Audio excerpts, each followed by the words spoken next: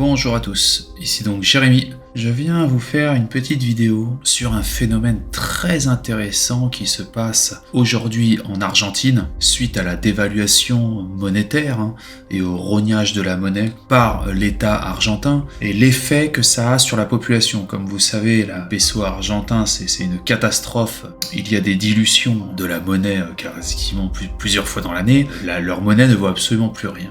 Et sur les classes moyennes et sur les classes supérieures, l'effet provoque un certain nombre d'achats. Les gens ne veulent plus conserver de monnaie et achètent des produits.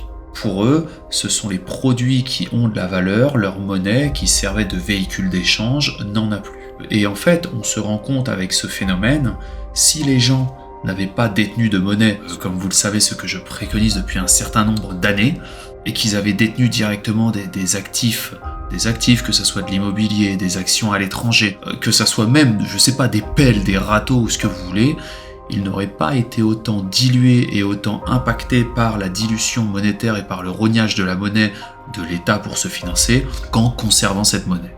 En fait, cet exemple qu'on voit sur la population argentine conforte ce que je vous dis depuis des années, ne pas détenir de monnaie. Finalement, dans un cas extrême, il valait mieux en Argentine détenir des pelles et des brouettes qu'après vous auriez pu échanger contre du beurre ou ce que vous voulez, parce qu'en fait la valeur de votre brouette ne changeait pas, parce que votre brouette c'est son utilité. Étant donné que son utilité restait intacte, elle aurait suivi l'inflation et elle n'aurait pas perdu de sa valeur comme la monnaie. C'est bien pour ça qu'on ne détient pas de monnaie et que les gens qui détiennent de la monnaie se sont toujours appauvris. On ne détient pas des euros, on ne détient pas des dollars, on ne détient pas non plus de crypto-monnaie, car c'est de la spéculation. Et en tant qu'investisseur intelligent, en tant qu'épargnant, en tant que capitaliste, le but n'est pas de spéculer, mais bel et bien, et même pas fortiori de gagner de l'argent, mais déjà de conserver la valeur de son capital. Déjà, si vous avez arrivé à conserver la valeur de votre travail produit et capitalisé, c'est déjà très très bien comme ça.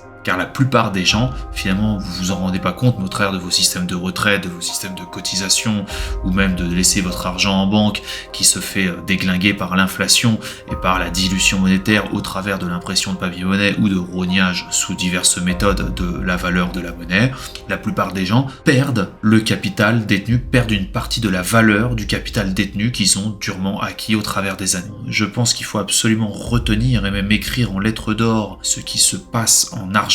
Les Argentins préfèrent détenir des objets que de la monnaie. Alors, je ne préconise pas le pire pour l'Europe, ni pour le monde, ni pour rien du tout, mais ceci étant, si un jour les choses venaient à un petit peu se complexifier encore, il serait bien plus judicieux de ne pas détenir la monnaie et donc de détenir des actifs, en l'occurrence le mieux étant de ne pas même détenir des objets mais de détenir des actifs, des titres de propriété sous quelque forme que ce soit, et de titres de propriété, et les propriétés doivent être des valeurs utiles. Si vous avez des titres de propriété, par exemple sur des NFT, sur des petits JPEG conçus par un piètre artiste ou ce que vous voulez, ça ne vaut absolument rien, ça n'a aucune utilité, vous êtes propriétaire de rien. Parce que là, du cas qu'on peut voir en Argentine, que le gars détienne des petites images, tout le monde s'en fout. Par contre, le gars qui détient une brouette, ça c'est important. Le gars qui a du beurre, ça c'est important. Le gars même qui détient des chaussettes, un stock de chaussettes neuves, c'est pas mal aussi. C'est rigolo parce que tout le monde sur internet, vous avez beaucoup de conspirationnistes et de gens qui vous prônent la fin du monde, mais au final,